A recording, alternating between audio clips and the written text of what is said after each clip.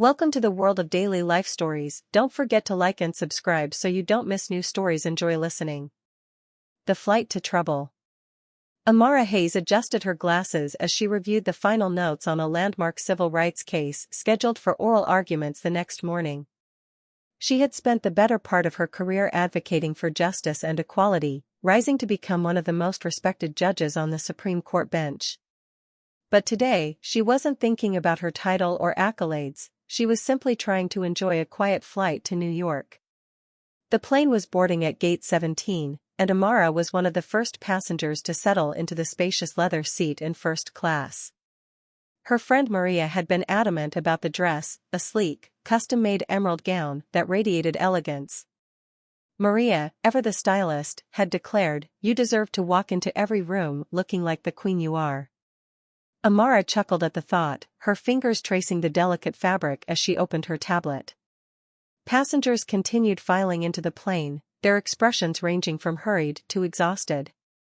Amara noticed a young girl clutching a stuffed unicorn and gave her a warm smile, which the child shyly returned. It was one of Amara's joys to connect with people, even in fleeting moments. It reminded her of the humanity behind her work. Her decisions shaped lives, not just legal precedents. As the plane began to fill, Amara noticed a flight attendant approaching. She was tall and sharply dressed, her hair pulled into a tight bun. There was something off about her demeanor, her smile didn't quite reach her eyes, and her gaze lingered a little too long on certain passengers. "Ma'am," the attendant said, her tone clipped. "Can I see your boarding pass?" Amara raised an eyebrow but complied, handing over her ticket. The attendant scanned it and glanced at the seat number. "First class?" she asked, her voice tinged with incredulity. "Yes," Amara replied calmly, though a flicker of annoyance sparked within her. She had flown first class for years without issue, and this was the first time anyone had questioned her presence. The attendant nodded stiffly and moved on, but Amara couldn't shake the uneasy feeling that had settled over her. She decided to focus on her case notes, determined not to let the incident ruin her day.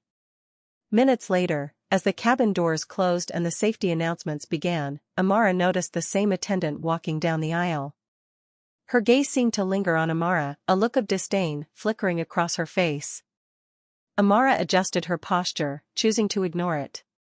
The flight took off smoothly, and the attendants began their rounds, offering drinks and snacks. When the same woman approached Amara's seat, her attitude seemed colder than before. "Would you like a drink?" the attendant asked, her voice devoid of warmth. "Yes, I'll have sparkling water, please," Amara replied. The attendant returned moments later, but instead of placing the glass gently on the tray table, she practically slammed it down, causing water to splash onto the pristine fabric of Amara's dress. "Excuse me," Amara said, her tone firm. "Could you be a bit more careful?" The attendant gave a tight-lipped smile. "My apologies," she said insincerely, before walking away. Amara dabbed at the damp spot with a napkin, her frustration growing. She was no stranger to microaggressions, but this felt more deliberate. However, she reminded herself that losing her temper would accomplish nothing. Years of navigating systemic bias had taught her to pick her battles. The tension reached its peak when the attendant returned, this time with a cart filled with snacks. As she maneuvered the cart past Amara's seat, she accidentally bumped into her, causing the edge of the cart to snag on the hem of Amara's dress. There was an audible rip as the delicate fabric tore. Amara gasped, her eyes widening in disbelief. She looked down at the ruined dress, her hands shaking. "You tore my dress," she exclaimed, her voice laced with both shock and anger. The attendant's expression remained indifferent. "It's just a dress," she said dismissively. "Accidents happen." Amara took a deep breath, trying to steady herself. "This isn't just a dress. It's an expensive, one-of-a-kind piece, and your negligence ruined it." The attendant crossed her arms. "Maybe you shouldn't wear something so fragile on a flight," she said with a smirk. The audacity left Amara momentarily speechless. She glanced around, noticing that other passengers were beginning to take an interest in the exchange. A few murmured among themselves, clearly appalled by the attendant's behavior.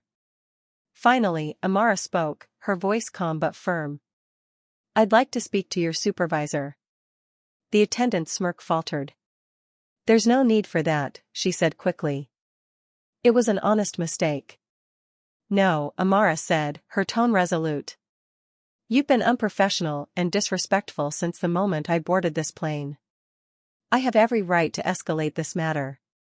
The attendant hesitated, then turned and walked briskly toward the front of the plane. Amara leaned back in her seat, her heart pounding.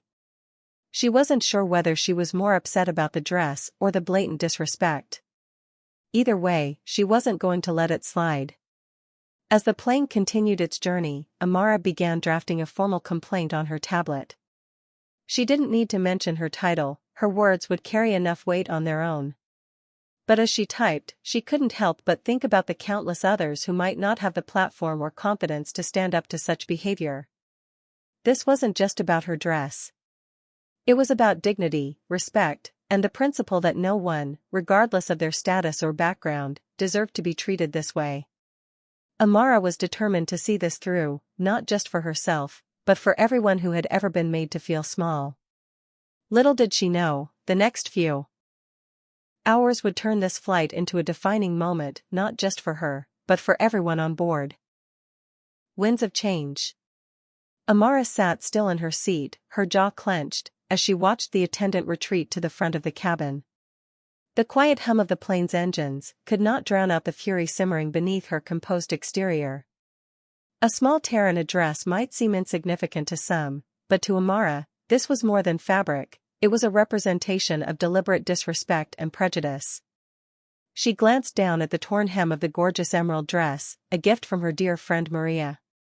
A pang of frustration hit her, not because the dress was expensive, but because of what it represented, Maria's insistence that Amara own her power, her beauty, and her position unapologetically. As her breathing steadied, Amara noticed the murmurs growing louder. Across the aisle, an older man leaned toward her and whispered, "I saw that. Completely out of line. You should report her." Amara gave him a small, polite smile. "Thank you. I intend to." Others in first class were watching now, some with disapproval at the attendant, others with curiosity. The scene had been subtle enough to avoid creating a full-blown commotion, but not so subtle as to go unnoticed. Years of courtrooms had taught Amara to read a room, and right now, the tension was palpable. Moments later, the attendant returned, this time with a forced, overly saccharine smile. Behind her trailed the purser, a middle-aged man with neatly combed silver hair and an air of calm professionalism. He glanced at Amara with curiosity before looking at the attendant. "What seems to be the issue here?" the purser asked, his voice polite but firm. The flight attendant spoke first, trying to control the narrative. "The passenger is upset about her dress. I accidentally caught it with the cart, but it was an honest mistake. I've apologized, but she's demanding to speak to a supervisor." Amara raised her eyebrow. It was astounding how the truth could be twisted to sound so trivial. "Excuse me," Amara said, her voice measured. "Let's clarify a few things. This is not just about an accident. Since I boarded this plane, your colleague has treated me with thinly veiled disdain. She questioned my seat assignment. She was careless while serving me, spilling water on me. And now she's torn my dress, a one-of-a-kind piece." The purser's eyes widened slightly. "I see. Ma'am, I do apologize for any inconvenience. I assure you we take matters of passenger satisfaction very seriously." "Inconvenience?" Amara repeated, her tone sharp but controlled. "You don't need to appease me with shallow platitudes. What I expect is accountability." The purser nodded slowly, his eyes shifting toward the attendant, who was now visibly uncomfortable. "I'll address this matter, ma'am. And we'll do everything we can to resolve this situation." Before the purser could walk away, a voice rang out from the row behind Amara. "She deserves better than a half-hearted apology. We all saw how rude that flight attendant has been." Amara turned to see the speaker, a tall, confident black woman in business attire, who now leaned forward, her expression stern. Some of us deal with this kind of treatment all the time, the woman added. And it's not right. The murmurs grew louder, with more passengers nodding in agreement. For the first time since the incident, Amara felt a swell of solidarity. She was no stranger to the weight of representation. People like her often had to carry the fight for dignity and equality, even in unexpected places. Today was no different. I appreciate your support, Amara said softly, looking back at the woman. The purser, clearly flustered, raised his hands as if to calm the situation. I'll escalate this matter, ma'am. I promise you will file a report and address the behavior. Amara nodded but made no further comment. She knew better than to be pacified with empty promises. An hour later. The tension in the first-class cabin began to dissipate as the flight progressed. Passengers resumed their reading, napping, or quiet conversations, but Amara couldn't focus. She glanced down at the torn hem of her dress and sighed. While others might see this as a trivial inconvenience, she saw a symptom of a deeper issue, one that lingered in society despite all her efforts and the efforts of countless others who had fought for change. Amara had worked her entire life to break barriers. Growing up in a small southern town, she had been told she'd never amount to much, that her dreams of being a lawyer were unrealistic. Yet, here she was, not just a lawyer, but a Supreme Court justice. She had spent her career navigating institutions that weren't built for her, dismantling biases, brick by brick, case by case. And still, here she sat, being treated as though she didn't belong. She closed her tablet and looked out the window at the clouds below. Maria would have told her to rise above this, to focus on the bigger picture. But Amara also knew that silence allowed such behavior to persist. She resolved to take action, not for herself, but for everyone who had ever been made to feel small. As if summoned by her thoughts, the purser returned to her seat. This time, he carried a look of quiet determination. Justice Hayes, he began, surprising her. I know who you are, and I must apologize again for what happened. I've already informed our headquarters about this incident. I assure you we'll handle it appropriately. Amara looked him squarely in the eye. It's not enough to handle it quietly. Incidents like this shouldn't happen in the first place. I understand, the purser replied. If there's anything else we can do. There is, Amara interrupted. I want the flight attendant to formally apologize. Not just to me, but to this cabin. And I want your airline to take steps to train your crew on unconscious bias. The purser hesitated, clearly caught off guard. I'll see what I can do. Do better than that, Amara said, her voice steady. You're in a position to make sure this doesn't happen again. The purser nodded reluctantly and left. Amara leaned back in her seat, feeling the weight of the moment. She was tired, so tired, of always being the one to educate, to advocate, to fight. And yet, that fight was who she was. The apology. 20 minutes later, the purser returned with the flight attendant trailing behind him. Her expression was carefully blank, but her stiff posture betrayed her discomfort. Ma'am, the purser began. My colleague has something to say. The attendant stepped forward, her voice low and forced. I apologize for my behavior earlier. It was unprofessional, and I shouldn't have acted the way I did. Amara looked at her, unflinching. And, she prompted. The attendant swallowed hard, her voice breaking slightly. And I will do better to treat all passengers with respect. Amara nodded, satisfied, not because the apology was heartfelt, but because the lesson would linger. People often underestimated the power of accountability. It wasn't just about calling out bad behavior, it was about forcing change, no matter how uncomfortable it made others. The purser turned toward the cabin. On behalf of the airline, we sincerely apologize for the earlier incident. Please know this does not reflect our values, and we are taking steps to ensure it does not happen again. A ripple of murmurs passed through the cabin, and Amara heard someone say, about time. As the flight continued its descent toward New York, Amara felt a sense of vindication. Change didn't happen all at once, But it happened in moments like these, in conversations, in actions, in holding people accountable. And no matter how exhausting it was, she would never stop fighting for it. Justice, after all, wasn't just her job, it was her purpose. The weight of the crown. The plane landed at New York's JFK International Airport with a soft jolt, the hum of the engine slowing as it taxied toward the gate. Amara sat silently, her hands resting on her torn dress, the torn threads a stark reminder of the day's events. Around her, passengers began gathering their belongings, stretching after the long flight, and preparing for their next steps. For Amara, the ordeal wasn't over. She had decisions to make. The purser had tried, he had offered a form of resolution, but she wasn't satisfied. She'd seen countless individuals like the flight attendant, people who allowed their prejudices to guide their behavior, hidden behind thin smiles and polite dismissals. Accountability wasn't just about apology, it was about creating systems where such incidents were less likely to occur in the first place. As the cabin doors opened, passengers in first class began exiting. Several gave Amara nods or encouraging glances as they passed. The woman who had spoken up earlier, the one in the sharp business suit, paused by Amara's seat. "Thank you for speaking up," the woman said softly. "People like you make it easier for the rest of us." Amara looked up, a small smile on her face. "We all have to keep speaking up," she replied. "No one should have to shrink themselves just to get through a flight."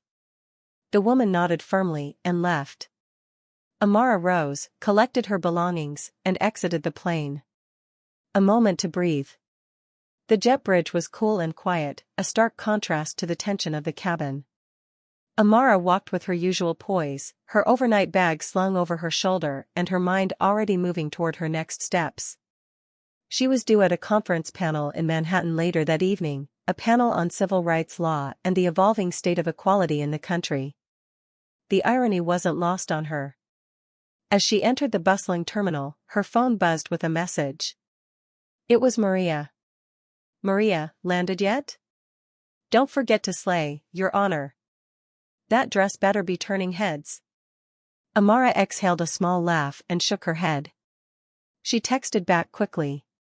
"Amara, dress turned heads, all right. Long story." Maria replied almost instantly, "Oh no. Spill when you get here. I'm ready for the tea." Amara sighed and adjusted her bag. She was grateful for Maria, her closest friend, confidant, and the voice of reason when she needed it most. The torn dress would make her laugh later, but for now, it symbolized something deeper, a problem that couldn't be swept away with humor or light-hearted banter. She spotted the black-suited driver holding a sign with her name near the baggage claim. Amara approached him, and he offered a respectful nod as he took her bag. "Good evening, Justice Hayes," he said. "Welcome to New York." "Thank you," Amara replied warmly, her exhaustion hidden beneath her practiced poise. The driver led her to a sleek black sedan waiting at the curb. Once inside, she allowed herself a moment to lean back against the plush leather seat and close her eyes. The events of the flight replayed in her mind, the rude dismissal, the ripped dress, the flight attendant's thin apology. She was used to navigating bias, but it never ceased to sting. No matter how much she accomplished, no matter how high she climbed, there were still those who saw her as out of place. It wasn't the first time, and it wouldn't be the last. But Amara refused to let it slide. The fight for respect, for dignity, didn't stop just because she wore a robe with power. The call for action. By the time she reached her hotel, Amara had made up her mind. The airline needed to hear from her, officially. She wasn't a stranger to legal protocols, she understood the weight of her words, but more importantly, she understood her responsibility. After checking in, Amara slipped off her heels and changed into a more relaxed outfit, dark slacks and a crisp white blouse. She poured herself a glass of water, sat at the desk, and opened her laptop. There would be no passive complaints. This would be formal, precise, and addressed directly to the airline's CEO. Her fingers moved with purpose across the keys. Subject: formal complaint regarding in-flight conduct and discrimination. Dear Airline CEO's name. My name is Justice Amara Hayes, and I write to you not as a Supreme Court judge, but as a passenger who experienced unacceptable conduct during Flight 2786 on date. The issue goes beyond a torn dress. From the moment I boarded the flight, I was subjected to repeated instances of disrespect, microaggressions, and unprofessional behavior from one of your flight attendants. While I have no doubt that your airline values inclusivity and professionalism, the behavior I experienced demonstrated a failure in ensuring that all passengers, regardless of race, gender, or perceived status, are treated with equal respect and dignity. I request the following actions. A formal review of this incident, with a report provided to me regarding the measures taken. A commitment to implementing mandatory unconscious bias training for all employees, particularly frontline staff who interact with passengers. A public statement from your airline acknowledging this incident and outlining your plans to ensure it does not happen again. I am not writing to seek compensation or an apology for a ruined dress. I write because I believe in the principle that no person should be made to feel less than, especially when they have entrusted your airline with their safety and comfort. I trust you will take this matter seriously, and I look forward to your prompt response. Sincerely, Justice Amara Hayes. Amara read the email twice before hitting send. She leaned back, her shoulders relaxing ever so slightly. Justice, after all, began with holding people accountable, not with anger, but with clear expectations for better. She checked her watch and realized it was nearly time to leave for the conference. Maria would already be there, likely holding 2 glasses of wine and shaking her head when Amara told her the full story. For now, she changed into a sleek black pantsuit, practical and powerful, and slipped on a pair of low heels. The conference. The Manhattan ballroom was filled with lawyers, judges, scholars, and activists, all gathered to discuss the state of civil rights and justice. As Amara entered, heads turned and conversations paused. She was used to it, her reputation preceded her. Maria found her instantly, a wide grin on her face. Girl, what happened to the emerald dress? Don't tell me you went full courtroom on someone. Amara laughed softly. Not exactly full courtroom, she replied. But there was an incident. Maria leaned closer, her voice dropping to a conspiratorial whisper. Tell me everything later. For now, everyone's waiting to hear from the Justice Hayes. Amara took a deep breath as the moderator introduced her. She stepped up to the podium, her words prepared but her heart still holding the weight of the day. She began with her usual opening about equality, justice, and progress. But this time, she wove something else into her speech. She told them about the flight, not in anger, but as a reminder of why they were all there. I share this with you because it's a truth we still face, she said, her voice steady but powerful. No matter our titles, our achievements, or our position in life, bias still exists. It is our responsibility, our duty, to call it out and demand better. Not just for ourselves, but for those who come after us. The room erupted in applause as Amara stepped back from the podium. Maria met her with a proud smile, whispering, "That's how you turn a bad flight into a movement." Amara smiled, her head held high. Justice was not a destination, it was a journey, and today had been one small but significant step forward. Ripples of accountability. The next morning, sunlight filtered through the curtains of Amara's hotel suite as she sipped her morning coffee. Her phone buzzed relentlessly on the table, a mix of emails, texts, and calls. Since her speech at the conference the night before, her brief mention of the flight incident had taken on a life of its own. It wasn't her intention to turn the story into headlines, but the truth had resonated far and wide. Supreme Court Justice Amara Hayes speaks out about in-flight bias incident. Justice Hayes calls for accountability in airline conduct. A fight for respect, even at the highest levels, bias persists. Amara scrolled through the headlines, her brow furrowed. While she had spent her career fighting for justice in courtrooms, this was personal. It was no longer just about her torn dress or a disrespectful flight attendant, it was about holding institutions accountable for perpetuating behaviors that undermined basic human dignity. Her phone rang again. She glanced at the caller ID, Sarah Whitman, her communications advisor and trusted friend. Amara picked up. "Good morning, Sarah," she greeted, her voice calm but tired. "Morning, Justice Hayes," Sarah replied in a no-nonsense tone. "I've been fielding calls all morning. Reporters are blowing up my inbox. The airline's PR team reached out. They're scrambling." Amara took a sip of coffee, unbothered. "I'm not surprised. It's not about embarrassing them, it's about pushing them to fix the problem. They're offering a private meeting with their CEO," Sarah continued. "They also issued a statement about reaffirming their commitment to diversity and respect. The usual corporate buzzwords." "Expected," Amara replied dryly. "A statement doesn't change behavior. What about real action?" Sarah chuckled. "You're not going to let them off easy, are you?" "I never do."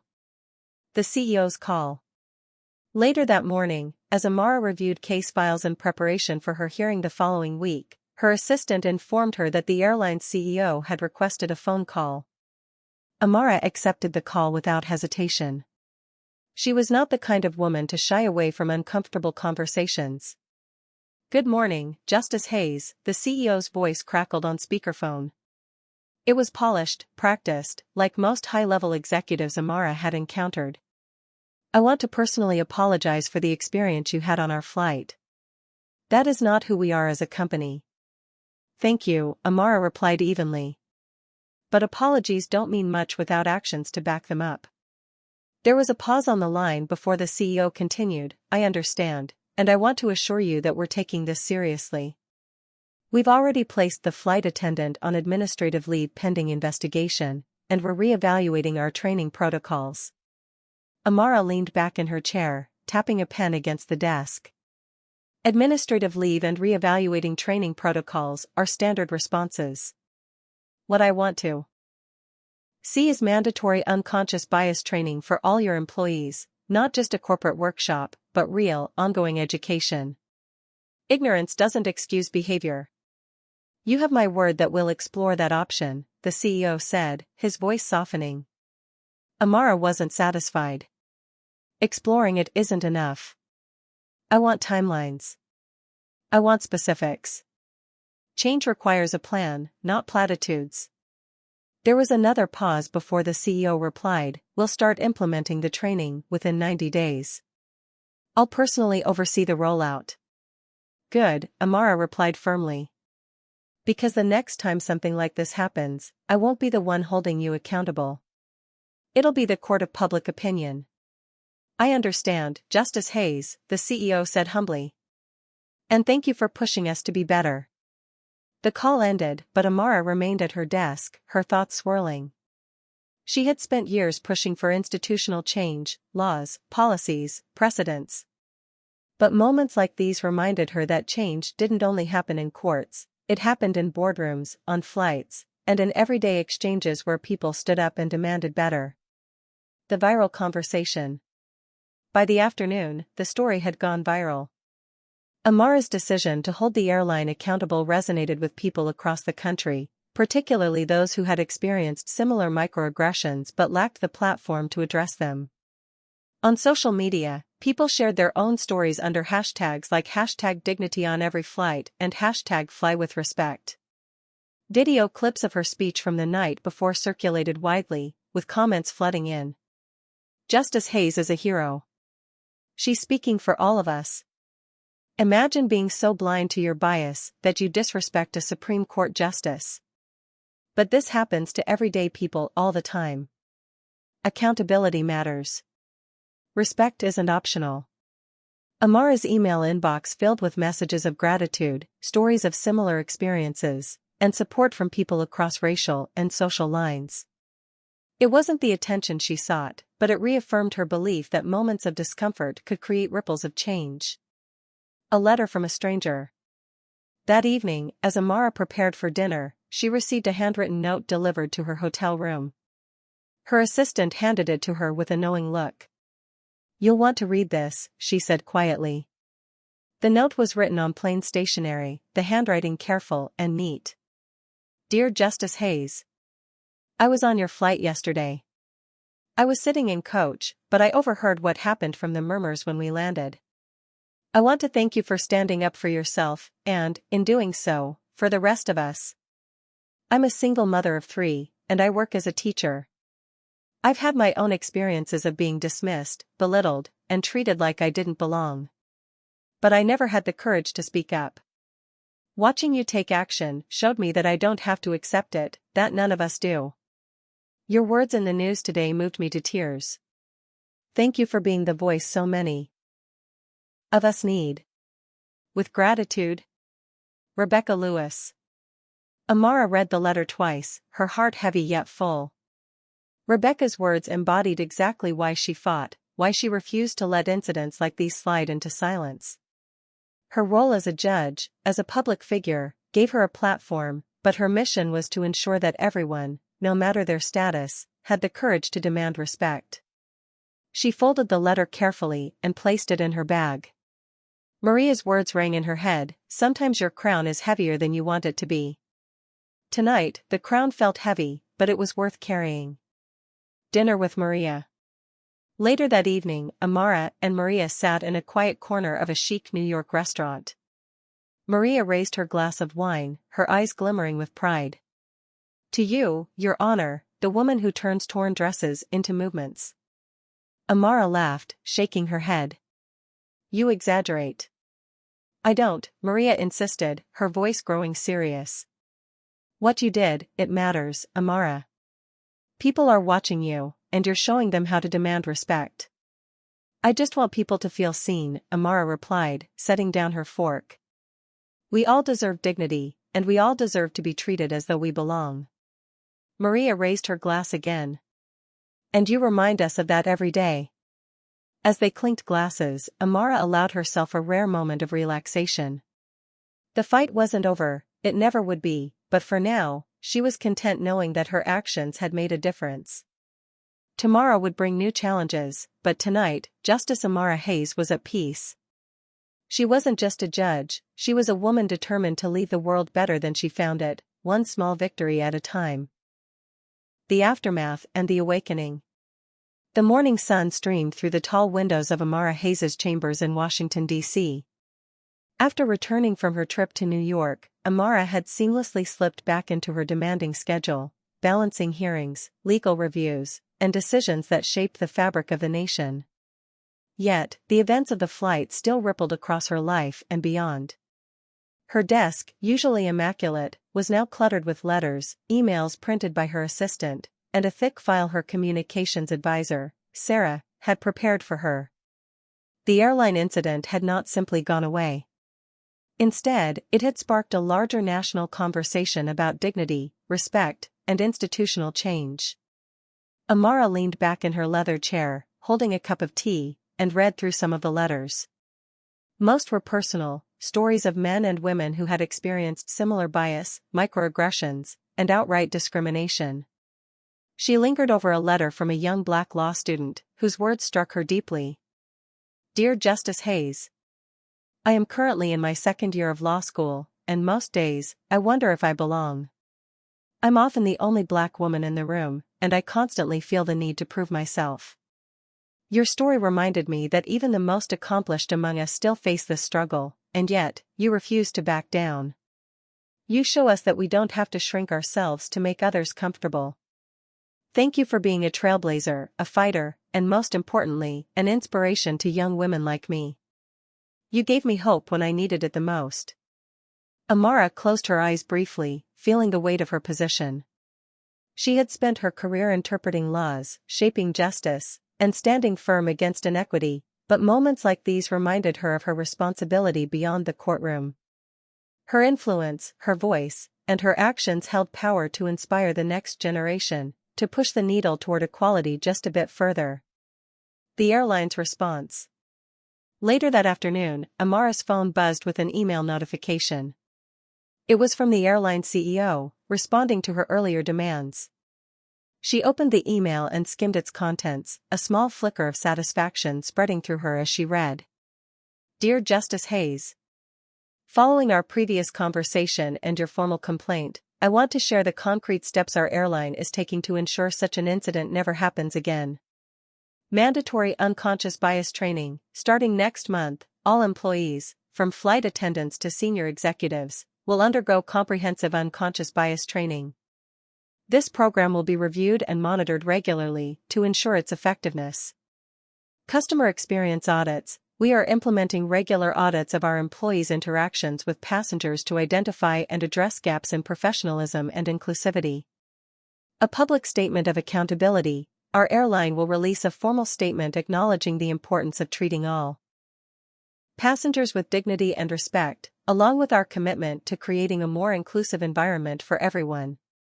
Diversity and Inclusion Advisory Council. We are establishing a council that will include representatives from marginalized groups to help inform our policies, training programs, and cultural direction as a company. Your words have spurred us to examine not just one incident, but the underlying behaviors and systems that allow such moments to occur. We are grateful for your courage in holding us accountable, and we are committed to earning back the trust of all passengers. Thank you for being the voice of progress. Sincerely. Airline CEO's name. Amara let out a long breath, allowing herself a small smile. It wasn't perfection, but it was progress, a tangible, documented commitment to change. The steps they had outlined were a reflection of the power of speaking up and demanding accountability, something she had fought for her entire life. Moments later, Sarah knocked and entered her office, carrying a tablet. Justice Hayes, she began with a grin, you might want to see this. Sarah handed her the tablet, where a news site displayed a headline in bold letters. Airline announces sweeping changes after Supreme Court Justice Amara Hayes demands accountability. Below the headline was a video clip of passengers from her flight being interviewed. The older man who had whispered to her across the aisle spoke with conviction. I saw what happened on that flight, and it was wrong. But Justice Hayes didn't just sit there, she acted. And now something's changing. That's leadership. The businesswoman who had spoken up earlier also appeared, saying, this isn't just about one dress or one person. It's about all of us. The next time someone feels disrespected or overlooked, maybe they'll feel empowered to speak up, because Justice Hayes showed us how. Sarah grinned proudly. You didn't just hold them accountable, you started a movement. Amara set the tablet down and smiled faintly. It's not about starting movements. It's about doing what's right and not letting it slide. Well, Sarah said, the ripple effect is already spreading. Social media's ablaze. The story's even reaching international outlets. And young women everywhere are sharing your name as a symbol of strength. Amara nodded, the sense of satisfaction mixing with a renewed resolve. Good. If it inspires even one person to stand up, it was worth it. A lesson in the classroom. 2 weeks later, Amara found herself as a guest speaker at her alma mater, Howard University School of Law. The invitation had come after the incident went public, and she had agreed, eager to speak with the next generation of lawyers and leaders. The lecture hall buzzed with excitement as students filled every seat, eager to hear from the legendary Supreme Court Justice. When Amara entered the room, a hush fell over the crowd before erupting into applause. She approached the podium. Her presence commanding yet warm. Thank you, she began, smiling at the eager faces looking up at her. I'm honored to be here today to speak to the future of justice, each and every one of you. She paused, gathering her thoughts before continuing. A few weeks ago, I found myself in an unexpected situation, a moment that many of you have likely experienced yourselves. It was a moment of dismissal, of bias, and of being made to feel as though I didn't belong. The room was silent, students hanging on her every word. I share this not because of who I am, a Supreme Court justice, but because it serves as a reminder that no matter how high you rise, you will still face challenges. And when you do, you have a choice, you can shrink or you can stand. I chose to stand, not just for myself, but for those who couldn't. For those who look like me. For those who will come after me. She looked out at the students, her voice filled with conviction. Your role as lawyers, as advocates, and as leaders is to create change where you see injustice, no matter how small it seems. It's to hold systems accountable, to demand respect, and to ensure that every person, no matter their background, is treated with the dignity they deserve. The room erupted into applause again, and for the first time in weeks, Amara felt the full impact of her actions. This wasn't just about the flight, it was about the power of standing tall, of being unapologetic in the face of bias, and of holding others to a higher standard. The bigger picture. That evening, as Amara sat quietly in her chambers reviewing her notes for the next day's hearings, she received a final email from Rebecca Lewis, the single mother who had written her earlier. Attached was a photo of Rebecca and her 3 daughters, all smiling brightly. The message read, "Justice Hayes, I wanted to share this photo with you. My girls and I had a long talk after I shared your story with them. I told them about standing tall, about demanding respect, and about not letting anyone make them feel small. Thank you for inspiring me to be a better example for them. We're all stronger because of you." Amara smiled, tears welling in her eyes as she whispered softly to herself, "This is why I fight." Justice was never about titles or power, it was about ensuring that everyone had the chance to walk through life with dignity, knowing they belonged. And as long as Amara Hayes drew breath, she would continue to fight for that truth, one step at a time.